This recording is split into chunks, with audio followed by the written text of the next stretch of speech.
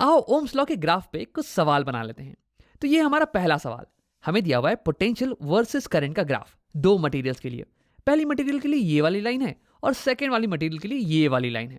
हमें पता लगाना है कि किस मटेरियल की रेजिस्टेंस ज्यादा है, which of the two has a higher resistance. अब देखो, मुझे ये पता है कि अगर एक मटेरियल की पोटेंशियल वर्सेस करंट की ग्राफ ये एक स्ट्रेट लाइन आए जो कि ऑरिजिन से पास कर रही हो, तो यानी कि वो मटेरियल ओम्स लॉ को फॉलो करने वाला है। अब यहाँ पे तो यार दोनों मटेरियल की जो ग्राफ है वो स्ट्रेट लाइन है और ओरिजिन से पास करती है, यानी कि दोनों ही मटेरियल्स ओम्स लॉ को फॉलो करने वाले हैं। अब देखो, हमें पता है कि ओम्स लॉ होता है V is equal to I R, potential is equal to current into resistance. अब इससे मैं रेजिस्टेंस की वैल्यू कैलकुलेट कर सकता हूं।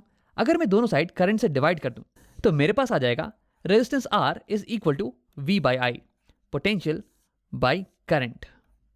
अब अगर इस रेशियो की वैल्यू मुझे पता है दोनों मटेरियल के लिए, तो मैं बता सकता हूं कि किस मटेरियल की रेजिस्टेंस ज्यादा होने वाली है। लेकिन यार यहाँ ग्राफ पे मुझे कुछ वैल्यूज तो दी हुई है नहीं। मुझे तो बस इतना पता है कि ये वाली पॉइंट ओरिजिन ये जीरो को कोरस्पॉन्ड करती है और करंट की वैल्यू इस डायरेक्शन में बढ़ती चली जाएगी। यानी कि अगर यहाँ इस वाले पॉइंट की वैल्यू है कुछ 5 एम्पियर, तो इस वाले पॉइंट की वैल्यू हो जाएगी कुछ 10 एम्पियर, कुछ 15 एम्पियर। और सिमिलरली अगर यहाँ वाला पॉइंट ये कुछ 2 वोल्ट को करस्पॉन्ड करता है, तो ये वाला पॉइंट 4 वोल्ट, 8 वोल्ट, ऐसे वोल्टेज की वैल्यू इस डायरेक्शन में बढ़ती चली जाएगी। लेकिन इसकी मदद से मैं रेजिस्टेंस की वैल्यू कैसे कैलकुलेट कर सकता हूँ? तो मैं चाहूंगा कि तुम यहाँ पे वीडियो को पॉज करो और एक बार खुद से ट्राई करने की कोशिश करो। देखो, खुद से सॉल्व करने में अलग ही मजा आता है। अब अगर तुमने ट्राई कर लिया है तो आओ देखते हैं। सबसे पहले मैं करंट की एक्सिस पे एक रैंडम पॉइंट लेने वाला हूँ। ये मान लो कि यहाँ पे करंट की वैल्यू कुछ 5 एम्पियर कुछ भी हो, मुझे उससे फर्क नहीं पड़ता है। अब हम पता करेंगे कि जब सेकेंड वाली मटेरियल से इतना करंट फ्लो कर रहा था, तो सेकेंड वाली मटेरियल के अक्रॉस कितना पोटेंशियल था, ये पता करने वाले हैं हम। तो इसके लिए मैं इस पॉइंट से एक वर्टिकल ड्रॉ कर दूंगा यहाँ पे। तो ये पॉइंट आ गया ग्राफ पे, और फिर यहां से हम एक हॉरिजॉन्टल ड्रॉ कर देंगे पोटेंशियल वाली एक्सिस पे।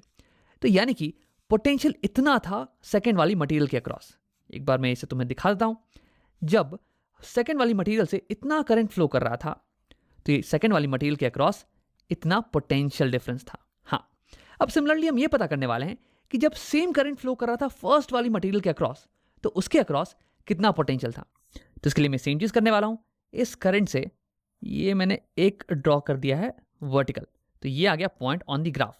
अब इस पॉइंट के करस्पॉन्डिंग पोटेंशियल कितना है, पोटेंशियल, तो ये आ गया पोटेंशियल एक्सिस पे पॉइंट। हाँ, तो देखो इसका मतलब ये हुआ कि जब सेम करंट फ्लो कर रहा था मटेरियल 1 के अक्रॉस, तो उसके अक्रॉस ये एक ज्यादा पोटेंशियल डिफरेंस थी, ज्यादा पोटेंशियल डिफरेंस। अब आओ इस फॉर्मूले पे वापस आते हैं। ये फॉर्मूला कहता है कि resistance is equal to V by I. तो यानी कि अगर I सेम है दो मटेरियल का, लेकिन एक मटेरियल का V ज्यादा है, पोटेंशियल ज्यादा है, इसका मतलब कि उस मटेरियल का रेजिस्टेंस ज्यादा होने वाला है। अब देखो, इस केस में हमारे पास करंट सेम है दोनों मटेरियल्स के लिए, लेकिन मटेरियल 1 के across potential difference same current के लिए ज्यादा आ रहा है, यानी कि मटेरियल 1 का रेजिस्टेंस ये ज्यादा होने वाला है। अब उसे लिख लेते हैं। रेजिस्टेंस ऑफ मटेरियल 1 ये ज्यादा होने वाला है, ये बड़ा होने वाला है compare to resistance of material 2 R2। तो देखो, इस केस में हमने सेम करंट के लिए दोनों मटेरियल के अक्रॉस का पोटेंशियल डिफरेंस निकाल लिया। अब क्योंकि रेजिस्टेंस डायरेक्टली प्रोपोर्शनल है पोटेंशियल डिफरेंस के, तो जिसका पोटेंशियल डिफरेंस ज्यादा होगा उसकी रेजिस्टेंस ज्यादा होने वाली है, अगर करंट कांस्टेंट हो तो। अब तुम इसका उल्टा भी कर सकते हो।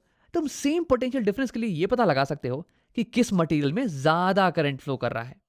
अब अगर हम पोटेंशियल को कांस्टेंट कर दें, तो इस फॉर्मूले में देखो, अगर V कांस्टेंट हो जाए तो जिस मटेरियल की I ज्यादा बड़ी होगी, यानी कि डिनोमिनेटर जिसका ज्यादा बड़ा होगा, उसकी ये रेशियो उतनी ज्यादा छोटी होती जाएगी, यानी कि जिसकी I बड़ी होगी उसकी R छोटी होने वाली है।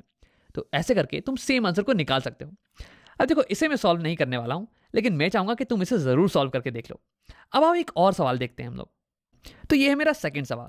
देखो, इसमें भी हमें सेम चीजों को कैलकुलेट करना है, बस अंतर इतना सा है ना कि इस बार करंट को वर्टिकल एक्सिस पे दिखाया हुआ है और पोटेंशियल को हॉरिजॉन्टल एक्सिस पे। तो देखो, इससे घबराने वाली बात है नहीं, इसमें भी हमें सेम चीजों को करना है। तो क्यों नहीं तुम वीडियो को एक बार पॉज करो और इसे खुद से करने की कोशिश करो। अब अगर तुमने ट्राई कर लिया है तो आओ देखते हैं।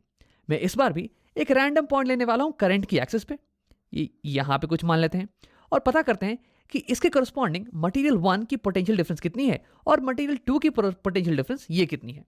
तो पहले मैंने एक हॉरिजॉन्टल लाइन ड्रॉ कर दी। हाँ, ये पहली वाली मटेरियल की पोटेंशियल डिफरेंस इस करंट के लिए, इसे पता लगाने के लिए मैं यहाँ से वर्टिकल ड्रॉप कर देता हूँ। इतनी पोटेंशियल डिफरेंस होने वाली है। और सेकेंड वाली मटेरियल के अक्रॉस पोटेंशियल डिफरेंस इस करंट के लिए ये इतनी होने वाली है। और उसे हम दिखा देते हैं। सेकेंड वाली मटेरियल के लिए पोटेंशियल डिफरेंस इतना होने वाला है और फर्स्ट वाले के लिए पोटेंशियल डिफरेंस ये इतना छोटा सा ही होने वाला है। अब देखो यहाँ फॉर्मूले में अगर करंट की वैल्यू कांस्टेंट हो तो यानी कि जिस मटेरियल की पोटेंशियल ज़्यादा होगी ना उसकी करंट भी, उसकी रेजिस्टेंस भी ज़्यादा होने वाली है, क्योंकि रेजिस्टेंस ये डायरेक्टली प्रोपोर्शनल है पोटेंशियल के। तो इसलिए इस केस में हमें दिख रहा है कि सेकेंड वाली मटेरियल इसकी पोटेंशियल डिफरेंस ज़्यादा है सेम करंट के लिए, यानी कि सेकेंड वाली मटेरियल की रेजिस्टेंस R2 ये ज़्यादा होने वाली है फर्स्ट वाली मटेरियल की रेजिस्टेंस से R1। तो यहाँ पे हमने अपना दोनों सवाल सॉल्व कर लिया आसानी से।